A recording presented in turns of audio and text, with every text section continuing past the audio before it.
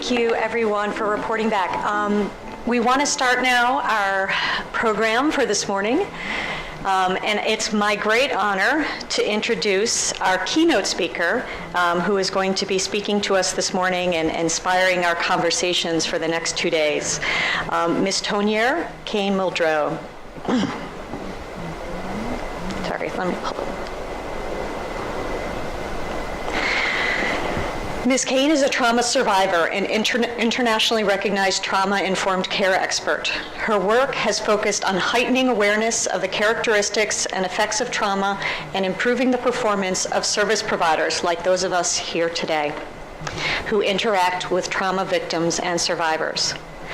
After surviving a childhood of unspeakable sexual abuse, unrelenting violence, and betrayal by systems that were charged with helping, Ms. Kane stands before us today, a testimony to the resiliency of the human spirit, exemplifying the innate human instinct to survive.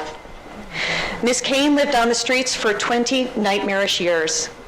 Incarcerated and pregnant in 2004, someone finally took the time to ask, "What happened to you?" instead of "What's wrong with you?" It's at that moment that she began her journey to become a survivor, and for the first time in her life began to live with more hope than fear. Ms. Kane is here to remind us why the work of legal aid providers is so important, why governments must ensure that every person who is arrested or charged with a criminal offense has meaningful access to justice. The impact of trauma is realized by every age, group, race, ethnicity, socioeconomic group, gender, community, and workforce.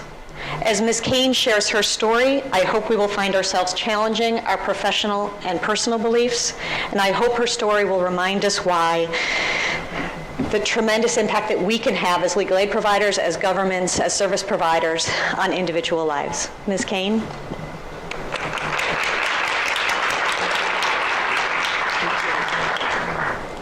Good morning, good morning. It is a pleasure to be here. I just want to let you guys know, I know some of you have my film. I brought some of the film, the documentary about my life. It's out there, it's for free. Please take them. I see somebody already took all the books, which is good. I'm hoping that you guys take it because it's a wonderful tool to really help providers to understand what it takes to help trauma survivors to heal and live healthier lives. You know, let me tell you who I am today. What I'm known for probably much is the speaking, my international speaking on trauma, incarceration, and mental health. I'm a film producer. I have a new film coming out called Walking Through Bullets. It's a gang-related film, and it talks about how we can really start to help young kids not to participate in gang activities. So I get to do filmmaking. I'm also producing 2 TV shows as well. I'm an author. I actually own 3 companies. One of them is a global nonprofit where we lay foundation for trauma survivors around the world. So I get to do the most amazing things. I'm known by a lot of people in the United States, and how I'm going in and helping them to transform their systems of care. I have days named after me in different states and cities by governors and mayors. But 14 years ago, it was a different story for me. 14 years ago, I was arrested on my 83rd arrest and my 66th conviction. They told me that I was going to pretty much spend the rest of my life going in and out of prison, or I was going to die in the streets. I never really understood why I could not get past the unhealthy lifestyle that I was living. And it wasn't until the last time I was incarcerated when somebody finally took the time to ask, "What happened to you?" instead of "What was wrong with you?" At age 9, I had created a belief system that I am nothing, I never amount to anything, and this is just how it's going to be for me. See, I knew that there were some families that have family members that hug them, love them, and take care of them, and some of us just lived in an alcoholic, abusive household like mine, and that's where you stay. And I had this sub-belief system that bad things happen to bad people, so when the molestation and the sexual assault started around age 9, I really believe it was supposed to happen to me. So I didn't tell anybody. I tucked it in a very tight place inside of me, unable to feel safe to tell anybody. Because I was the oldest of 10 kids and I had an alcoholic mother who would leave me in the household 2 and 3 days at a time taking care of my sisters and brothers, I did not have the opportunity to be a child. I was always a caretaker. And it went from that to being put into foster care, and I was devastated. Because when you're separated from the only people that you know, it is so much more devastating than going somewhere that they deem safe for you. From foster care, I was taken and I was put into the custody of a family member, only for my mother to come back and get me at age 14 and eventually sign the marriage license for me to marry an older man. At age 16, I was involved with a man that was well into his 20s. And this man would beat me whenever he seen fit to stomp me down and beat me, because sometimes he just needed to know why wasn't his house dust. When my husband was finished with me, he left me and he took my oldest son as a form of punishment. And the only place that was left that was welcoming was the streets. I ended up living in the streets for 19 years as a drug addict prostitute, eating out of a trash can, unable to go in anybody's house. So already by age 19, I had experienced sexual abuse, child abuse, neglect, abandonment, and domestic violence. And I started to go into the system of care the very first, my 16th charge. I remember I went in front of the judge. You know, I didn't have the opportunity to tell my public defender that I was going to court because of some things that happened to me. I was trying to survive because the only time I seen my public defender was at court. They never took the time, if you were incarcerated or come to in some kind of program, they would come out to meet and talk with me. And so I wasn't able to talk about what happened to me. It was always, what is wrong with you? Why can't you get it together? My first 28-day drug program, I completed the program only to go back and the drug counselor raped me. And so where do you go from there? Where do you go when you have no representation? Who do you talk to? Who do you feel safe with? Everywhere as I was going, somebody was giving me more and more suffering and pain. So I only would go back to what I knew, and that was the streets. As a result of rapes and prostitution, I was giving birth to children. Every day somebody was raping me because I was homeless on the streets, or every day I was prostituting, and they would come and snatch my children away from me.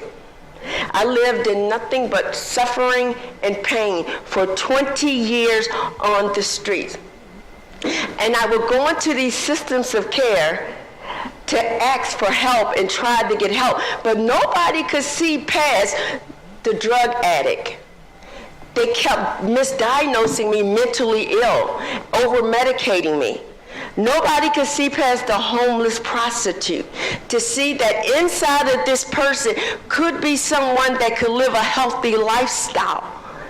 So nobody took the time to do more than just the lazy gardener.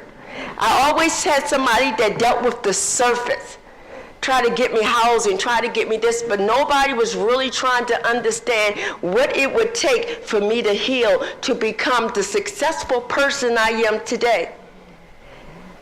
I always had public defenders, I did. In the United States, you have access. But it was the quality of care of the public defenders that was taking on my cases, because they will always come to court with a whole bunch of files, but nothing will ever be inside my file. It will only have my name, my age, my race, and how many kids I have. That was my defense, no matter what my crime was. I was charged with assault once. And it was something that my mother said she lied to get herself out of trouble. And when I went in front of the judge that morning, the judge told me, he said, I already looked at your record. I already made up my mind you're getting the maximum today. And my public defender looked at me and said, you just need to take this plea deal. I walked out of there, that courtroom, that day, in handcuffs with a 10-year sentence on something I didn't even do. It's the one time I actually did get arrested that I didn't do anything. All the other times I did commit the crimes. But here I was, locked in a system that could not hear my voice, could not see my face. And I wasn't getting the help and the care that I needed. So I ended up spending all of my life, most of my life, trying to find that one person, that one thing that will help me. So 14 years ago, I finally had someone ask me, Tonier, what happened to you, instead of what's wrong with you? And I had my representation, my public defender, my parole and probation officer, they all worked together to help me to become who I am today. As a result of that, people are being helped all around the world through my films, through my books. It was always inside of me, but I was never given the opportunity to heal and be all that I was supposed to be. So 14 years ago, pregnant, in prison, my 83rd arrest, my 66th conviction, here I am pregnant again, terrified I'm about to lose another baby. Today, this child is 14 years old. She's tested in the highest percentile in our nation for the national standardized test. I'm raising her. At 14 years ago, I went into prison as a homeless drug addict. Never really had my own home. 2 years later, I became a homeowner. I became a business owner. I became an advocate. All these things was always there. But because no one ever gave me the opportunity to get to the root cause, because nobody was listening to what really mattered. I needed quality care. What if that had happened? What if the same type of person that 14 years ago took out the time to ask me what happened to me and make sure that I had adequate care, quality representation, isn't it possible that the first arrest I could have become who I am today? And it could have prevented me losing all of my children, having that huge track record of criminal behavior. Going in and out of the system, the money that would have been saved by the United States not to incarcerate me 83 times. If only I had that same quality care when I was a little older, a little younger, when I started to seek the streets, because it was the only thing that was open to me. There's a lot of people in the world that is just like me. Unfortunately, my story is not uncommon. It's not. The prevalence tells us in the United States that 92% of incarcerated girls has been exposed to emotional, physical, and sexual abuse. If that's the case, then we need to start to look at the core issue, the root issue, because all we seem to see is what's on the surface. And we're getting the recidivism. We're getting the people coming back and forth. I had 31 failed treatment programs. 31 28-day programs. 28 days is not enough time for anybody to stop using drugs or to get their mind on track and to start to think in a healthier way. But we do live in a world where the trauma and all the stuff it's not lessening, it's getting greater. So doesn't that mean that our systems of care should get better? Because people are suffering, people are dying. But in all actuality, all we need is somebody to see something in us that we couldn't see in ourselves. It's amazing that a lot of people go through a lot of years of school to become the professional that they are today, right? You go through a lot of years to become who you are today, and you should be very proud of that. But you become this person for a reason. You become this professional for a reason, to change lives. And if that's the case, shouldn't we do all we can do to change a life? With 83 arrests and 66 convictions, 19 years of drug addiction, being diagnosed mentally ill as a homeless prostitute for 20 years, today, I am considered one of the leading experts in our nation on trauma-informed care. I am a well-sought-after professional. I join you today in this fight. We're no longer separated. I stand shoulder to shoulder with you to make sure that those Tonier Cains that come after me have an opportunity to live like me today. As a result of that, the cycle has been broken in my family. My daughter doesn't know what it's like to live like I lived, nor will she follow the unhealthy footsteps that I walked. I thank God for each and every one of you. I thank God for my life and what He's done in my life. And I just thank you for the hard work that you do. May the force be with you, because it is tremendous work. I want to say two things. If we could have done it without you, we would have. We need you to do exactly what you studied so long to do, with exactly what you signed up to do. But in your work, no matter what the record says, no matter what the person looks like, no matter what the person smells like, remember this: as long as there's breath, there's hope. Thank you.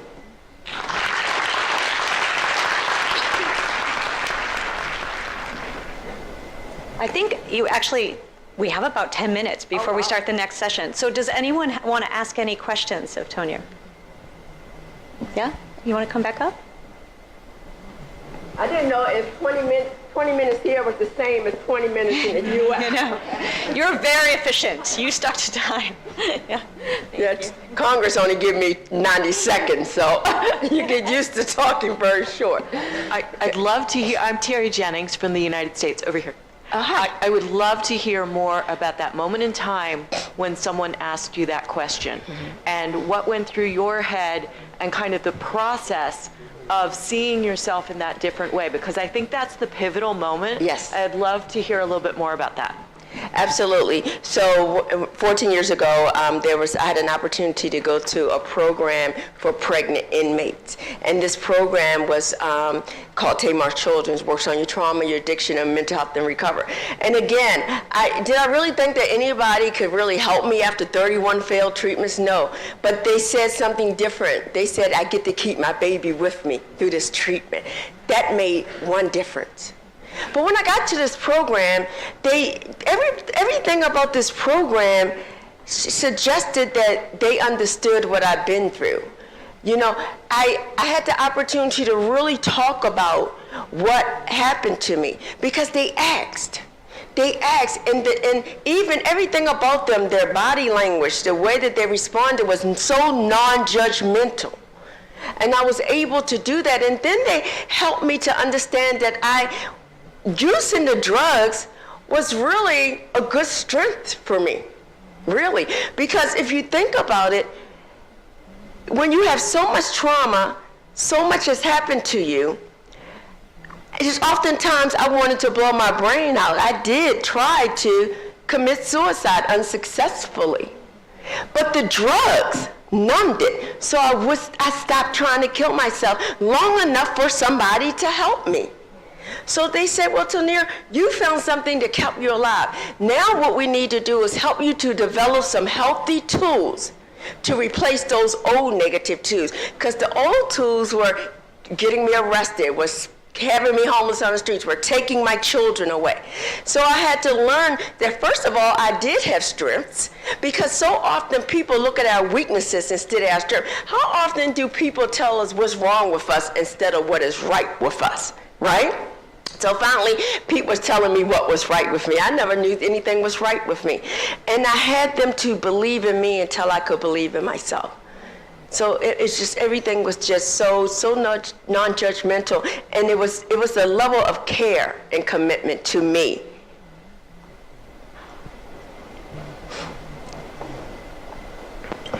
Thank you very much. I just had a question about, you mentioned, I don't know if you remember the details of this, but you mentioned that you took a plea for this 10 years, and I wonder if you can remember how the public defender that you had kind of dealt with that situation. Absolutely. Oh, I remember very well. When you get sentenced to 10 years when you didn't commit the crime, you don't forget the details.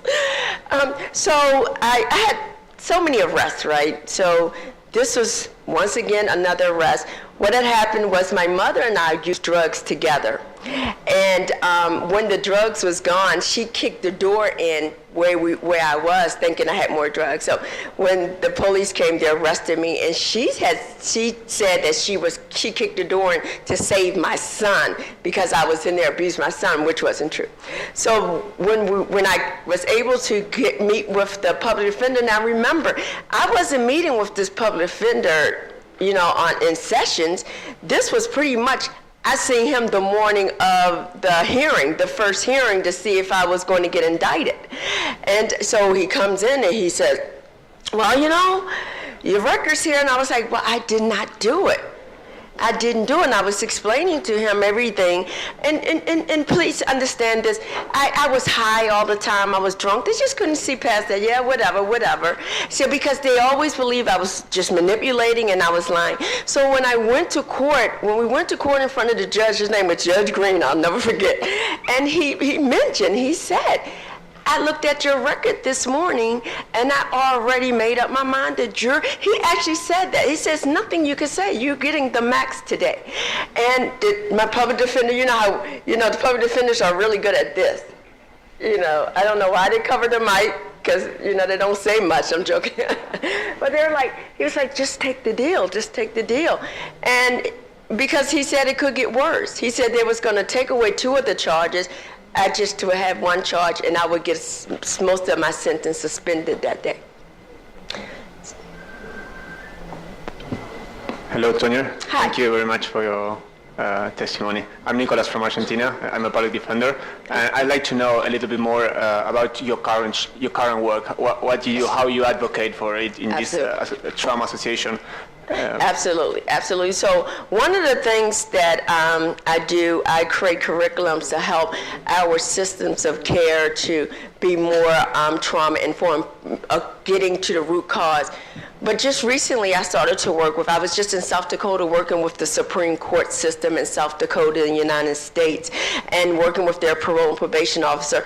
I work with a lot of the U.S. federal parole and probation officers, helping them to train, because one of the things I always ask them, well, what is your job? What is your work? And they always tell me the same thing. My job is to monitor, to enforce the court's ruling, and to make sure that the community stays safe.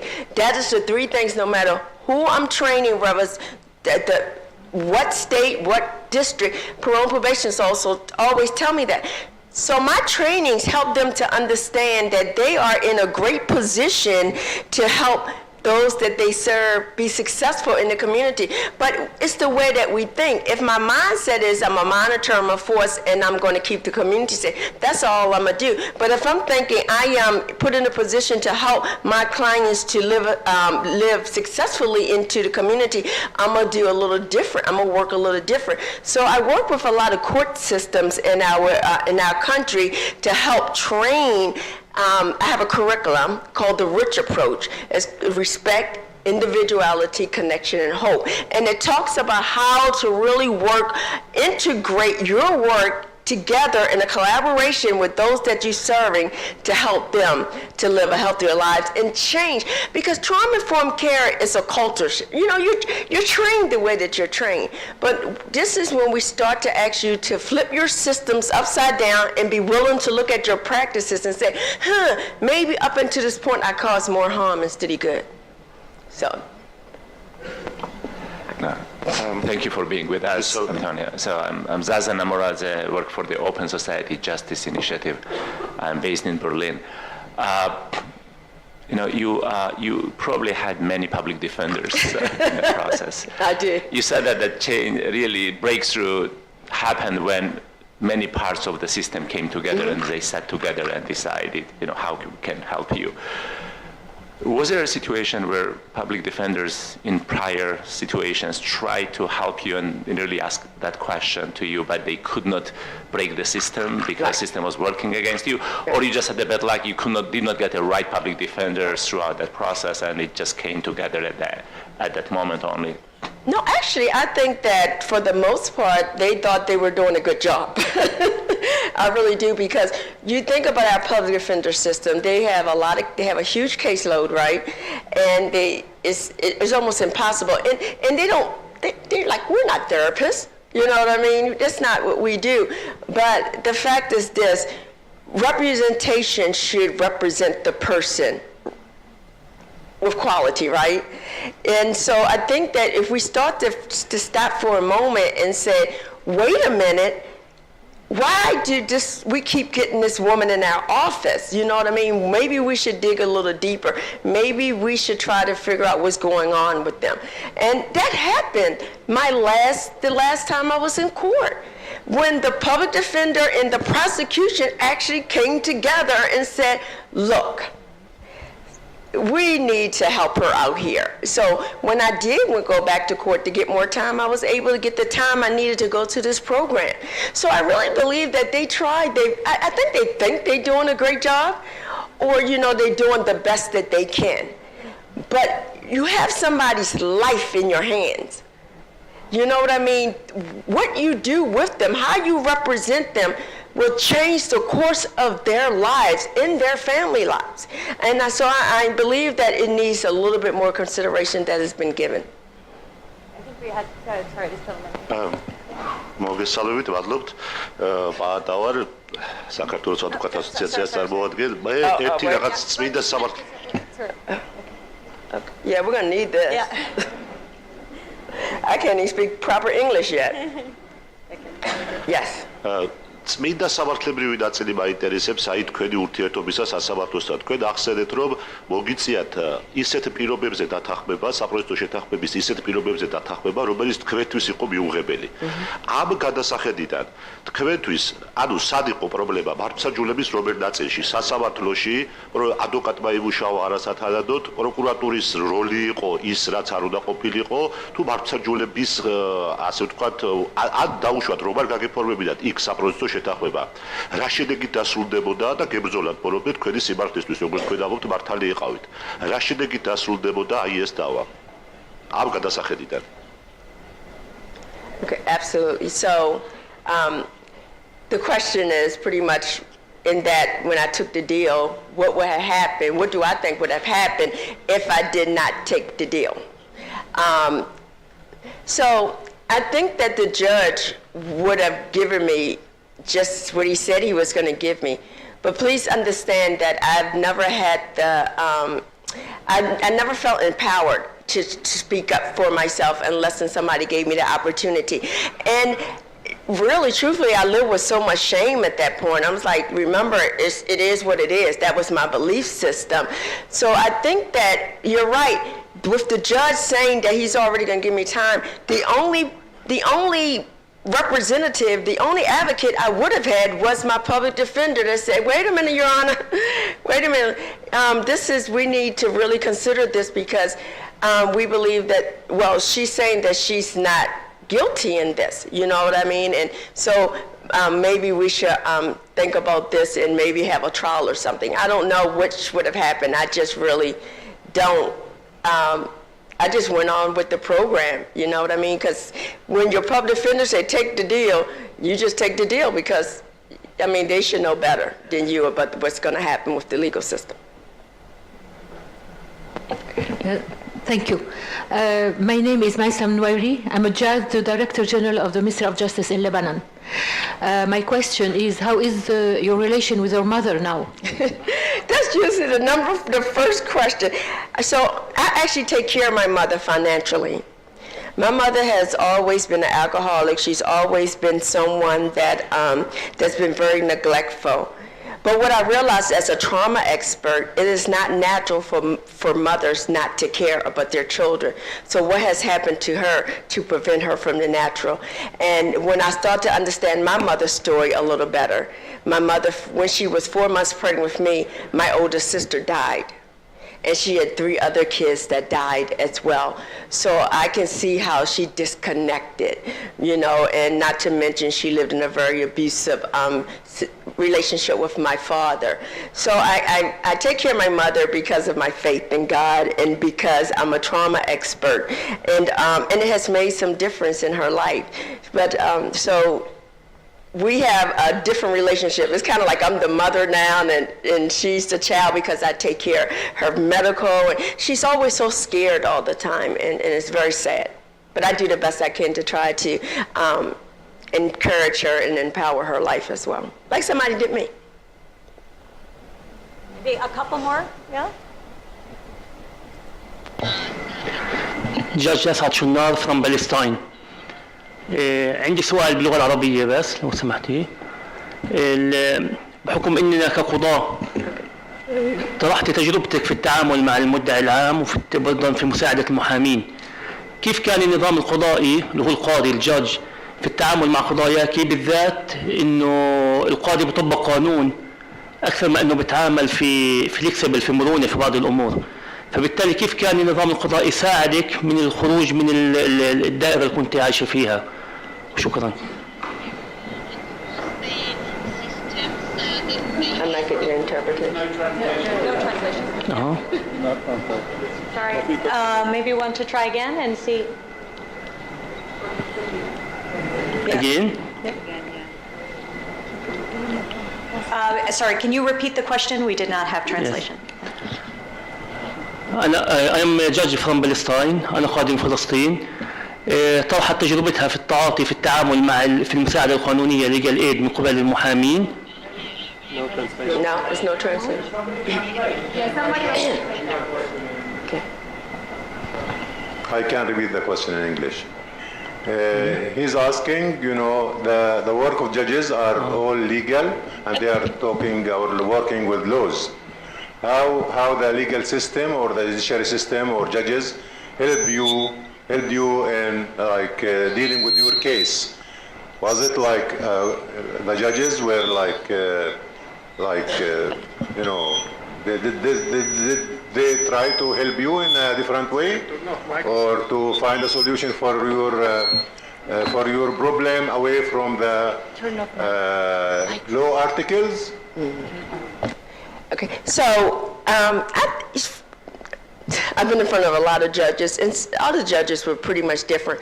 I think that there were some judges that thought they were helping me. They were really not. Like, I had this one judge, he did not like giving people time. He did not like to prosecute. He did not like to sentence people, especially if they had substance abuse issues. But he court ordered me to a program, a 28-day program that did very little for me, and I ended up, it's not his fault, of course, being raped by the drug counselor there.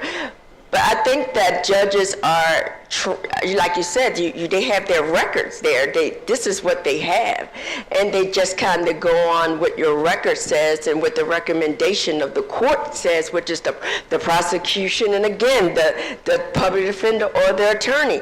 The judges take all of that into consideration. So if they have your record and they have these two legal systems, these representatives, then that's what they go on. But now, what's happening in the U.S. is, like I said, I've been working with a lot of the judges, the Superior Court judges in Washington, D.C., and one of the things that they're starting to look at is procedure fairness in the courtrooms now.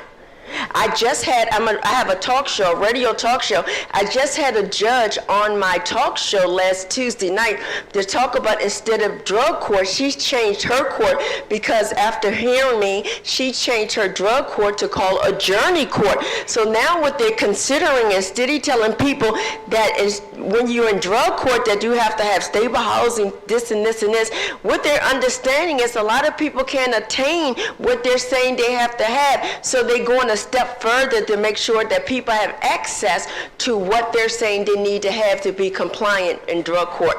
And so I think that it's wonderful, you know what I mean? Because judges, and again, we're talking about a whole systems of care coming together to understand what it takes. And judges are looking to being a part of that change, and which is amazing. I just think it's amazing. Okay, maybe one more question? Yeah? Thank you. The name is Makume. I'm from South Africa. Tanya, it's amazing that you say that the judge had access to your records even before you could plead or some other way. I don't know whether that's procedural or is that how it's done in America. That's the first question. Because judges are not supposed to know about your previous convictions before they even deal with your matter. My second question is, we've been discussing about victimization and victim survival and assistance by legal aid. Have you and or your children received any victim assistance? Your children must be traumatized. Is there a stigma attached to them that they are products of a mother who lived a type of life that you've explained to us? Is there any assistance being given to them, and where are they? Lastly, the people who did all these wrong things to you, who sexually molested you, were any one of them at any time brought to court or convicted, and have they accepted responsibility for the children? Thank you. Okay, absolutely. So, in my experience, the judges always had access to my files. I've always had judges that always had my file before they heard my case. So in the U.S., you know, from my experience, I'm talking about myself, they have an opportunity to view your records before they go sit on the bench that day. So that's the way it always has been for me. It's one of the things that they consider when they sentence you, and all they have to, consider all of that. From what I understand, that was my experience. My children were taken mostly as babies, and they were because no one really seen that any hope in me. No one thought I could get this together, but rightfully so, they were removed from my care as babies, and I did not reunite with my children until they were an adult. So they did have an opportunity to be adopted by decent families. One of my sons, my youngest son, he's the only one that I knew that was victimized in foster care. He was abused in foster care, and him and I today are working on that.